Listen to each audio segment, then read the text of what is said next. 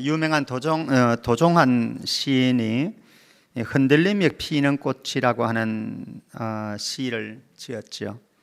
그 시의 한 소절 제가 읽어보겠습니다. 흔들리지 않고 피는 꽃이 어디 있으랴. 이 세상 그 어떤 아름다운 꽃들도 다 흔들리면서 피었나니, 흔들리면서 줄기를 곧게 세웠나니, 흔들리지 않고 가는 사랑이 어디 있으랴. 그렇죠. 흔들리지 않는 인생이 어디 있겠습니까? 흔들리지 않는 사랑이 어디 있습니까? 근데 흔들림의 폭풍 속에서도 우리가 견디고 넘어지지만 다시 일어서서 쓰러지지는 않으면서 한 길 한 걸음 한 걸음 나가는 것, 이게 우리 인생이고 사실 우리가 하는 또 사랑이기도 합니다. 자, 오늘 말씀에 보면은요, 8절 9절 상반절 말씀에 보면은 바울이 소아시아에 선교를 할 때 얼마나 힘겨웠는지 버틸 한계를 뛰어넘는 고난을 이렇게 설명을 하고 있습니다. 한번 읽어볼까요? 8절 말씀 같이요. 시작.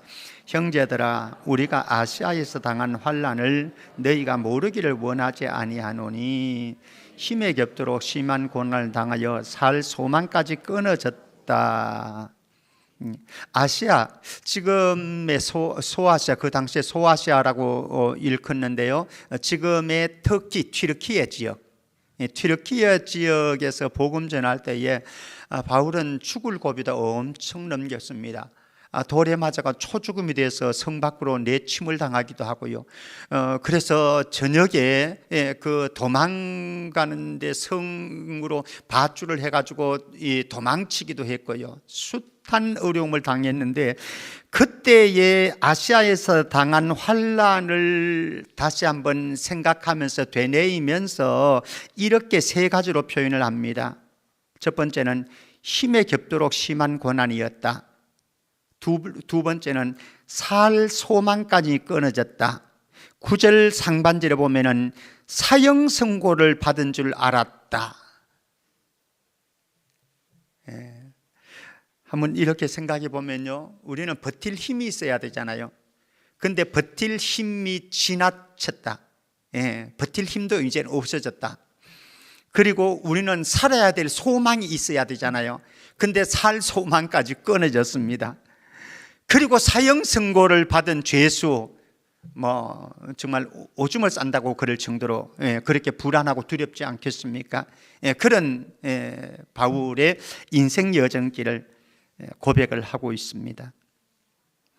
지난주에도 이런저런 성도들의 소식을 듣기도 하고 또 통화하기도 하고 기도하기도 하고 또 그러면서 참 가슴 아픈 일들을, 바울의 욥의 비견을 할 바는 아니지만은 정말 힘겨운 소식들을 많이 듣고, 제자 훈련을 하면서도 같이 이제 속에 있는 이야기들을 함께 이렇게 나누면서 한결같이 경제적인 한파 때문에 힘겨워했고, 지금은 좀 지나가지만은 아직까지 힘겨운 그런 가정들을, 삶의 현장들을 보면서 가슴이 많이 아팠습니다. 여러분들을 흔드는 실체는 무엇일까요? 여러분들의 삶을 흔드는 실체는 지금 하박국 선지자는 이렇게 표현합니다. 하박국 3장 16절 말씀 같이 한번 읽어보겠습니다. 시작. 내가 들었으므로 내 창자가 흔들렸고 그 목소리로 말미암아 내 입술이 떨렸도다. 무리가 우리를 치러 올라오는 환난 날을 내가 기다림으로 썩이는 것이 내 뼈에 들어왔으며 내 몸은 내 처소에서 떨리는도다. 하나님의 음성을 들은 거죠. 하나님의 계획을 들은 거죠. 하나님이 무엇라고 말씀하시는가? 내가 너희들을 심판하기 위해서 바벨론을 너희들에게 침략하게 만들겠다. 너희들을 바벨론의 손에 넘기겠다. 그 소식을 듣고 내 창자가 흔들렸고 내 입술이 떨렸고, 그리고 내 뼈에 썩이는 것이, 요 사이로 말한다면 바이러스가 들어갔다고 할 수도 있고 염증이 생겼다라고 할 수 있고 그렇게 표현할 수 있겠죠. 들어왔으며 내 몸은 내 처소에서 떨리는도다. 여러분들 지금 여기에 앉아 있지만은 또 예배하지만은 여러분들에게도 삶에 내 마음을 흔들고 내 삶을 흔드는 그런 실체들이 있지 않겠습니까? 어떤 분들은 경제적인 한파 때문에 너무너무 힘들어하고, 어떤 분들은 육체적인 질병 때문에, 우리 허선숙 집사님은 시어머님 질병 때문에 의식도 제대로 없는 상태이고, 손녀 때문에 가슴앓이 하는 우리 큰사님도 계시고, 여기 계신 분들 다 그렇죠. 그리고 어떤 분들은 예기치 않은 사고를 당해서 어려움을 당하는 가정들도 있고요. 어떤 가정들은 실패를 해서 원하는 것이 있는데 원하는 것이 안 돼서 실패를 해서 사업을 접어야 되기도 하고 낙방을 하기도 하고 뭐 이런. 어떤 분들은 또 가족 체계 안에서 관계가 어려워서 너무너무 힘들어하기도 하고, 사실 저와 여러분들을 두렵게 하는 요소들은 참 많아요. 우리를 불안하게 흔드는 요소들은 참 많이 있습니다. 그런데 우리 인생 그렇게 한번 다시 생각해 보면요, 누구 한 사람 내 자신을 장담할 수 있는 인생은 아무도 없다. 모두가 장담할 수 없는 인생입니다. 그러나 중요한 것이 있습니다. 내가 장담할 수 없는 인생으로서 때로는 넘어지기도 하고 때로는 흔들리기도 하지만 한번 따라해 봅니다. 한 번만 더 일어나면 된다. 그런 은혜가 있기를 축복합니다. 장담할 수 없는 인생 현장 한번 만나보겠습니다. 시편 10편 6절입니다. 시편 10편 6절 우리 같이 한번 읽어볼까요? 시작. 그의 마음에 이르기를 나는 흔들리지 아니하며 악인의 말이에요. 이거는 사실은 악인의 말인데, 악인의 말만 그렇겠습니까? 우리 모든 사람의 말 아니겠습니까? 뭐라고 말합니까? 나는 흔들리지 아니하리라. 대대로 환난을 당하지 아니하리라. 누가? 다 우리의 마음의 소원은 다 그렇습니다. 나는 절대로 흔들리는 일 없을 거야. 그리고 대대로 환난을 당하지 않을 거야. 이런 인생 살고자 하는 욕망은 다 있습니다. 그러나 어디 그런 인생이 있던가요? 우리 인생 장담할 수 있던가요? 그런데요, 저와 여러분들이 때로는 넘어지는 일들도 있고 때로는 흔들리는 일들이 있을지라도 이게 모두 다의 인생이다. 한번 따라합니다. 그래도 괜찮아. 그래도 괜찮아. 그죠? 누구나 흔들리는 인생 아닙니까? 누구나 넘어지는 인생 아닙니까? 누구나 육체적인 질병, 고통을 경험하는 사람들 아닙니까? 그 어느 한 사람 경제적인 한파의 소용돌이 속에서 힘겨워해보지 않은 사람이 누구 있었으며, 그 어느 누가 어떤 가정이 가족 간의 체계의 무너짐으로 인해서 아파하고 힘들어하고 밤잠 이루지 못하는 순간들이 없었던 사람이 그 누가 있겠습니까? 아무도 없습니다. 누구나 걸어가야 될, 누구나 걸어가고 있는 인생입니다. 그래도 괜찮습니다. 중요한 것은 이것입니다. 한 번 더 일어나는 근성을 가지자라고 하네요. 한 번 더 일어나는 근성을 가지자. 우리 잠언서 24장 16절 말씀 봅니다. 잠언서 24장 16절 같이요. 시작. 대저 의인은 7번 넘어질지라도 다시 일어나니와 악인은 재앙으로 말미암아 엎드러지는다. 저와 여러분들 안 넘어질 수 없잖아요. 흔들리지 않을 수 없잖아요. 넘어질지라도 한 번만 더 일어날 수 있기를 축복합니다. 2번 넘어집니다. 그래도 한 번만 더 일어날 수고요. 4번 넘어집니다. 6번 넘어졌습니다. 7번 넘어집니다. 그래도 한 번만 더 일어날 수 있기를 주의 이름으로 축복합니다. 저와 여러분들이 넘어져도 흔들려도 한 번 더 일어나야 될 사명이 있어요. 책임이 있어요. 의무가 있어요. 왜 그런가? 시편 13편 4절 말씀 봅니다. 시편 13편 4절 같이요. 시작. 두렵건대 나의 원수가 이러기를 내가 그를 이겼다 할까 하오며 내가 흔들릴 때에 나의 대적들이 기뻐할까 하나이다. 여러분들이 흔들리고 넘어져서 쓰러져서 다시 일어나지 못하면요, 누가 좋아해요? 사탄이 쾌재를 부리는 거예요. 쾌재를. 야, 됐다 승리했다, 내가 이겼다. 또 누가 기뻐할 거예요? 여러분들을 미워하는 원수 같은 그이가 누군지는 모르겠어요. 그 있잖아요, 그죠? 나를 미워하는 그런 원수 같은 그런 사람인데 그가 기뻐하는 것밖에 더 있겠어요. 그러니 넘어질 수도 있고 흔들릴 수도 있지만 영원히 넘어지지 말고 영원히 흔들리지 말고 다시 한 번만 더 일어날 수 있기를 주의 이름으로 축복합니다.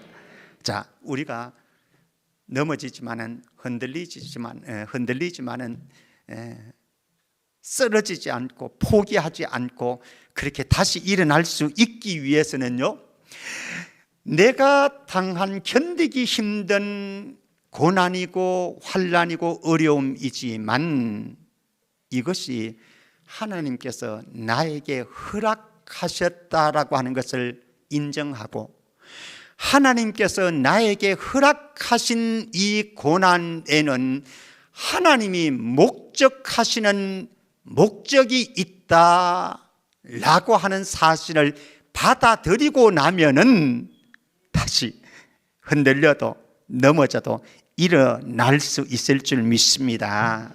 자, 그러면은 바울이 이렇게 정말로 견디기 힘들 살 소망까지 끊어질 정도로 사형 선고를 받는 것처럼 정말 도저히 견디기 힘든 고난의 역경 속에서 그는 하나님께서 왜 나에게 고난을 주시는가 목적을 깨달은 바가 있는데 한번 보십시다. 9절 말씀 첫 번째로 9절 같이 읽습니다. 시작.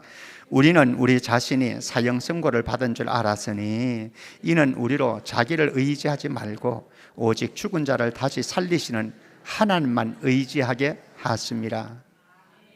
저와 여러분들이요, 넘어져 봐야 내가 얼마나 연약한 존재인지, 내가 깨져 봐야, 내가 실패해 봐야, 내가 자빠져 봐야 내가 얼마나 연약한 존재인지, 내 자신을 믿을 수 있고 의지할 수 있는 존재가 아니다라고 하는 사실을 알게 돼요. 그때 우리는 누구를 의지하게 됩니까? 주님을 찾게 되어지고 주님을 의지하게 됩니다. 하나님 우리에게 원하는 거 이거예요. 저와 여러분들을 괴롭히려고 하는 것이 아니고 이런 고난을 통해서 실패를 통해서 깨어짐을 통해서 하나님께서는 우리를 나 자신을 믿고 신뢰하고 나를 의지하려고 하는 것이 아니라 주님만 바라보고 주님만 의지하는 인생으로 만들기 위한 하나님의 작업임을 믿으시기를 바랍니다. 그러면 우리는 넘어져도 흔들리져도 다시 일어날 수 있는 거예요. 두 번째 6절 말씀 보십시다. 6절 같이 한번 읽어봅니다. 시작.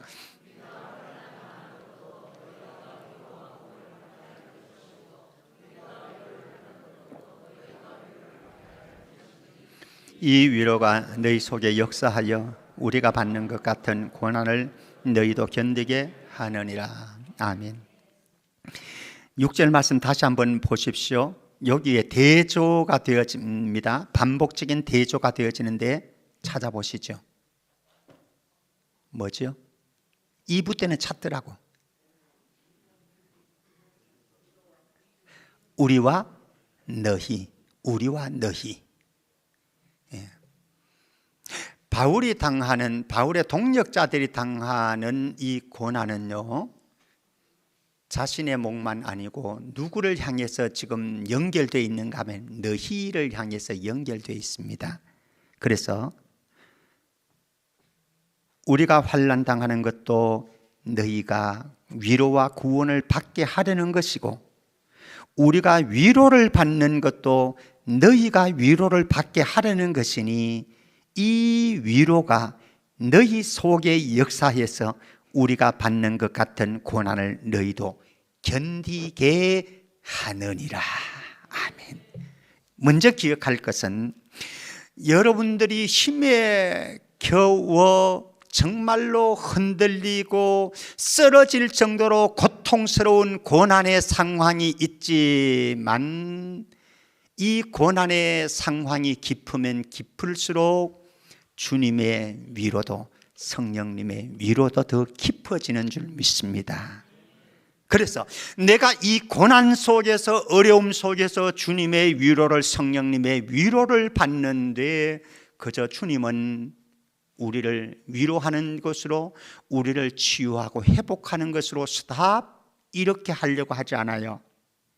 이것을 통해서 다른 사람을 치유하는 상처 입은 치유자로 만들어 가지고 나를 사명자로 쓰시기 위한 하나님의 손길 작업인 줄 믿으시기를 바랍니다. 예수님이 모든 상처 다 입었습니다. 아픔들 고난들 다 경험했습니다. 그래서 상처 입은 치유자로 예수님은 수많은 사람들을 치유해주고 위로해주고 고쳐주고 그들에게 광명의 빛을 비추어 주었듯이 여러분들 자신이 당하는 고난을 통해서 그 누군가를 위로해주는 치유자로 나설 수 있기를 축복합니다. 2부 예배 때에 설주자 권사님이 계셔서 제가 그 말씀 드렸습니다. 슬픔을 당한 가족들이 있다고 한다면 누가 가장 좋은 위로자가 되겠는가? 딸을 먼저 주님의 품 안에 보낸 설주자 권사님이 최고의 위로자가 될 수 있습니다. 2부 예배 때 3부 예배는 전병윤 장로님 그렇습니다. 암 투병했습니다만은 2부 예배 때는 이형준 장로님하고 또 이영희 장로님이 암 투병을 하신 분들입니다. 암 투병하고 있는 사람들에게요, 제가 가서 아무리 멋진 설교를 해도 별로 위로가 안 돼요. 사실은 저도 알아요 그거를. 그런데 이영희 장로님이 가셔서 그리고 이형준 장로님이 가셔서 우리 전병윤 장로님이 가셔서 손 한 번 잡아주고 어깨 한 번 두들겨 주면은 그게 최고의 위로야.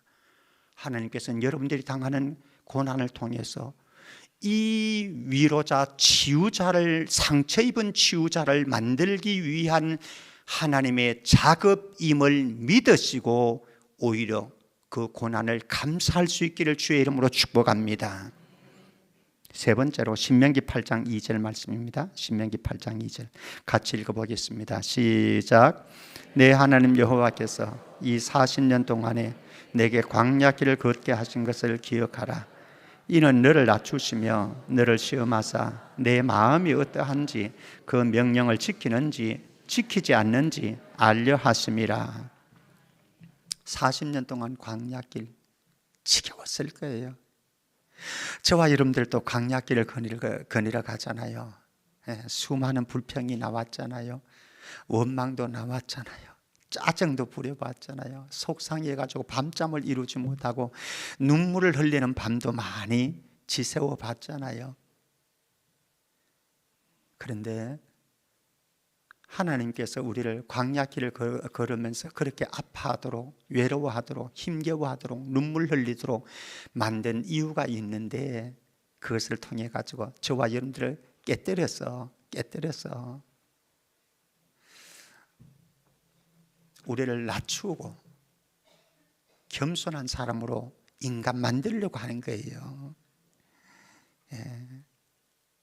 너무 힘겨워만 하지 마시고요. 고난이 많이 오고 정말 눈물겹도록 힘겨운 분들은 그렇게 생각하세요. 아, 내가 인간이 덜 됐는가 보다. 그래서 하나님께서 나를 인간 만들려고 하는가 보다. 근데 놀라운 것은 그런 과정을 통해서 내가 낮아지면 자존심 상하는 게 아니라요, 하나님의 은혜는요 높은 곳을 향해서 가지 않아요.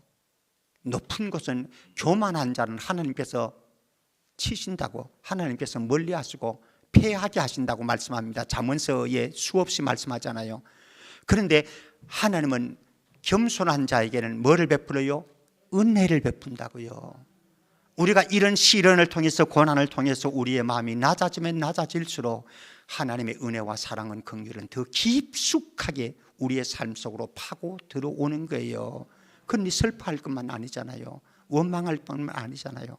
광야를 거닐고 눈물을 흘리고 힘겨워하는, 아파하는 여러분들 모두가 더 낮아지고 겸손해져서 하나님의 사랑과 하나님의 은혜가 마음껏 부어지는 그런 축복의 통로로 누릴 수 있기를 주의 이름으로 축복합니다. 이렇게 되어지면은 우리가 때로는 두려워할 수는 있지만은, 불안해할 수는 있지만은, 염려할 수는 있지만 쓰러지지는 않습니다. 다시 한 번 더 일어날 수 있는 힘이 거기에서 생기는 거예요. 자, 이런 우리의 인생길 걸어가는 동안 우리에게 필요한 것 있어요. 하나는 소망이 있어야 되는데, 이 소망이 믿음의 확신에서 나오는 소망이다라고 하는 겁니다. 믿음의 확신에서. 저와 여러분들이 살아가면서 절망의 끝자락에 섰다라고 생각되는 순간이 수없이 많잖아요. 어쩌면 지금이 여러분들에게 절망의 끝자락에 서 있는 순간이 되어질 수도 있을 거고요. 그런데 놀라운 것은 무엇인가 하면, 절망의 끝자락이라고 생각되어지는 그 끝곳에, 그때에 구원의 여망의 꽃도 피어난다고요. 자, 한번 볼까요? 확인해 볼까요? 10절 말씀입니다. 오늘 10절 말씀 같이 읽어봅니다. 시작. 그가 이같이 큰 사망에서 우리를 건지셨고 또 건지실 것이며 이후에도 건지시기를 그에게 바라노라. 예, 구원의 소망이, 살 소망이 사라진 상태였습니다. 그렇죠? 바울이 사형 선고 받은 것 같아. 정말로 이제는 더 이상 버틸 수 있는 힘이 없다. 그렇게 자신의 고난을 이야기했는데 절망의 끝자락인 것 같았는데, 그런데 여기에 다시 한번 보시면요, 10절에 큰 사망에서 어떻게 했다? 과거에 우리를 건지셨다. 그리고 또 지금도 현재도 하나님께서는 나를 건지실 것이다. 그리고 미래의, 내일의, 우리의 앞날도 하나님께서 반드시 건져 주실 것이다. 이 소망이 있는 거예요. 이 소망이. 이렇게 착각하지 마세요. 나에게 시련이 없을 것이다. 나에게 고난이 없을 것이다. 나에게 힘겨움과 장애물이 없을 것이다. 이렇게는 착각하지 마시고요. 그렇지 않습니다. 인생은 누구나 그런 인생은 없습니다. 장담되지 않습니다. 그런데 중요한 것은 그럼에도 불구하고 하나님께서 나를 건져주시는 분이시고, 과거에도 건지셨고, 과거에 건지신 하나님께서 지금도 건지실 것이고, 앞으로도 반드시 건져주실 것이다. 예, 이게 있으면 되는 거죠. 뭐 이게 소망이죠. 건지시는 하나님이 여러분들의 하나님이신 줄 믿으시기를 바랍니다. 두 번째 하나님은 이런 하나님이십니다. 이사야 26장 3절입니다. 이사야 26장 3절 같이 읽어보겠습니다. 시작. 주께서 심지가 견고한 자를 평강하도록 지키시리니 이는 그가 주를 신뢰함이니이다. 예, 우리가 힘겨운 순간들이 있습니다. 그러면 평안이 깨지죠. 샬롬이 깨어집니다. 기쁨이 사라집니다. 불안하고 두렵습니다. 그런데 주님이, 하나님이 저와 여러분들을 지켜주신대요. 믿습니까? 어떤 불안한 상황이 있어도, 어떤 두려운 일들이 있어도, 넘어질 것 같은 상황 속에서도 하나님께서는 저와 여러분들을 지켜주셔서 평안을 허락해 주실 것입니다. 어떤 자에게요? 심지가 견고해서 주님을 더 깊이 신뢰하는 그 사람, 저와 여러분들이 그 사람이 되기를 축복합니다. 세 번째 하나님은 어떤 분이시냐?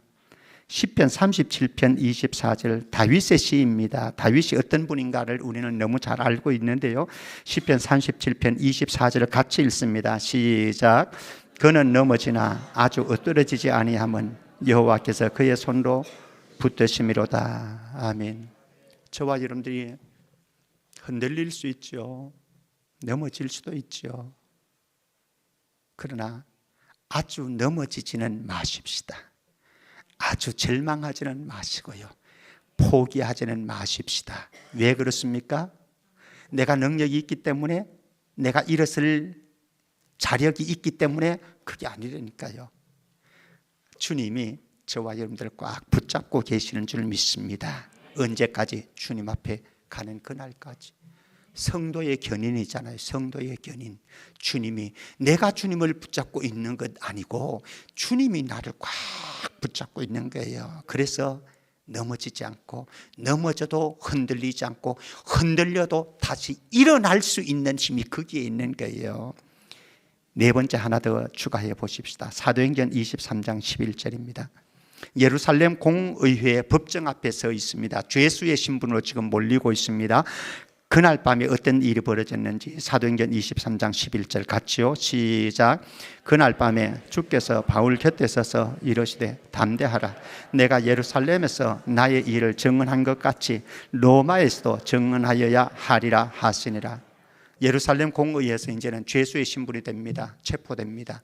그리고 바다를 통해 가지고 군인들 지키는 가운데 죄수의 신분으로 로마를 가게 되어집니다. 그런데 오늘 그날 밤에 주님이 나타나셨어요. 그리고 말씀합니다. 담대해라, 담대해라. 너 아직까지 예루살렘에서 너가 복음을 선포했던 것처럼, 사명을 감당했던 것처럼 로마에 가서도 할 일이 있다, 사명이 있다. 사랑하는 성도 여러분, 믿으시기를 바랍니다. 하나님께서 나에게 맡긴 사명이 끝나는 그날까지는 하나님께서 책임져 주실 줄로 믿습니다. 그거 붙잡고 가면 되는 거예요. 중요한 것은 내가 그 사명 붙잡는 거예요. 사명 붙잡는 거예요. 자, 그런데 이런 흔들림의 인생 여정 속에 저는 중요한 것 하나 더 말씀드리고 싶어요. 무엇인가 하면은 우리 성천 공동체가 서로 흔들림을 막아주는 공동체가 되었으면 좋겠다. 어떤 사람들은요, 내가 흔들리도록 만드는 사람들도 있고요, 내가 흔들릴 때에 벼락 밑으로 밀어가지고 떨어뜨리는 사람도 있어요. 근데 그러면은 가정이 불행하잖아요. 그러면 교회가 불행하잖아요. 흔들림을 서로 막아주는데 두 가지만 생각해 보십시다. 하나는 오늘 11절 말씀에 같이 읽겠습니다. 시작. 너희도 우리를 위하여 간구함으로 도우라. 이는 우리가 많은 사람의 기도로 얻은 은사로 말미암아 많은 사람이 우리를 위하여 감사하게 하려 함이라. 바울은 고난이 있습니다. 힘겨움이 있습니다. 그리고 바울이 편지를 쓰고 있는 고린도 교회 안에도 고난이 있습니다. 문제가 많이 있습니다. 그런데 바울은 그들이 흔들리고 있는 상황 속에서 부탁을 합니다. 너희들이 나를 위해서 기도로 도와주라. 그리고 더 나가면은 너희끼리 서로 기도로 도와주라. 사랑하는 성도 여러분, 우리 교회에 많은 지체들이 있습니다. 지금 중보기도 해줘야 될 지체들이 너무너무 많아요. 제 수첩에도 보면은 여러분들의 이름 하나하나의 이름들이, 여러분들이 안고 있는 문제들이 얼마나 많은지 몰라요. 정말 많아요.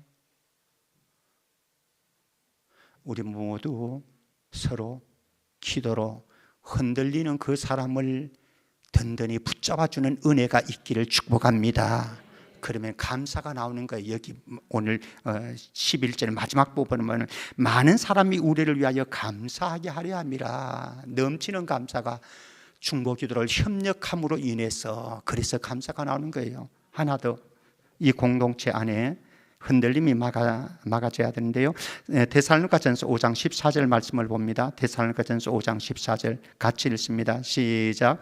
또 형제들아 너희를 권면하노니 게으른 자들을 권면하며 마음이 약한 자들을 격려하고 힘이 없는 자들을 붙들어주며 모든 사람에게 오래 참으라.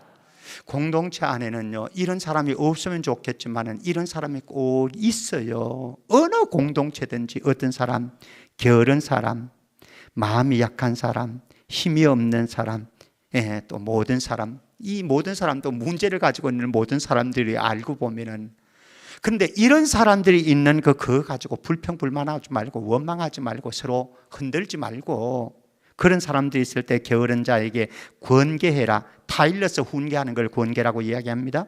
그리고 마음 약한 자가 있다면 그 사람을 격려해 주어라. 위로해 주어라. 힘이 없는 사람들이 있으면 넘어지지 않도록, 흔들리지 않도록 견고하게 붙잡아 주어라. 그리고 모든 사람에게 오래 참아 주어라. 그래서 흔들리는 것을 막아주는 공동체가 되어져라. 성천 공동체가, 여러분들의 가정이 그런 공동체가 되어지기를 주의 이름으로 축복합니다. 말씀 맺어 보겠습니다. 두려움에 무릎 꿇지 않는 인생, 삶을 살았으면 좋겠다. 두려움에 무릎 꿇지 않는. 사실 우리는 한계를 뛰어넘는, 내가 버틸 수 있는 힘, 그 한계를 뛰어넘는 고난 앞에 설 때가 수없이 많이 있습니다. 그런데 기억할 사실이 있습니다. 무엇인가 하면은 그런 한계를 뛰어넘는 고난이 있지만 거기에 하나님의 위로와 격려도 있다라고 하는 거예요. 요게 선순환되도록 만드세요. 어떤 사람은 한계를 뛰어넘는 고난이 다가오면 불평하고 원망하고 짜증 부리다가 악순환을 만드는 사람들이 있습니다. 실패자. 그런데 어떤 사람들은 한계를 뛰어넘는 너무너무 버티기 힘든 고난의 삶의 현장에 서 있지만은 주님의 위로를 받고 주님의 사랑을 경험하고 하나님의 격려를 받으면서 선순환을 시키는 분들도 없지는 않습니다. 그런 주인공이 되기를 축복합니다. 우리가 쓰러지지 않는 근거, 우리 자신감에 있지 않아요? 한번 보십시다. 시편 62편 6절, 시편 62편 6절 같이요. 시작.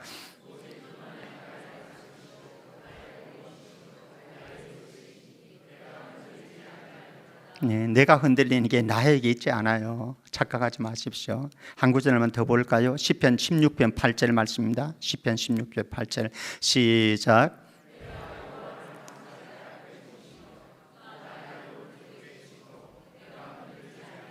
흔들리는 상황이, 흔들리는 일들이 다가올 때마다요, 내 앞에 여호와를 세우시기를 바랍니다. 내가 여호와 앞에 서 있으면 되는 거예요.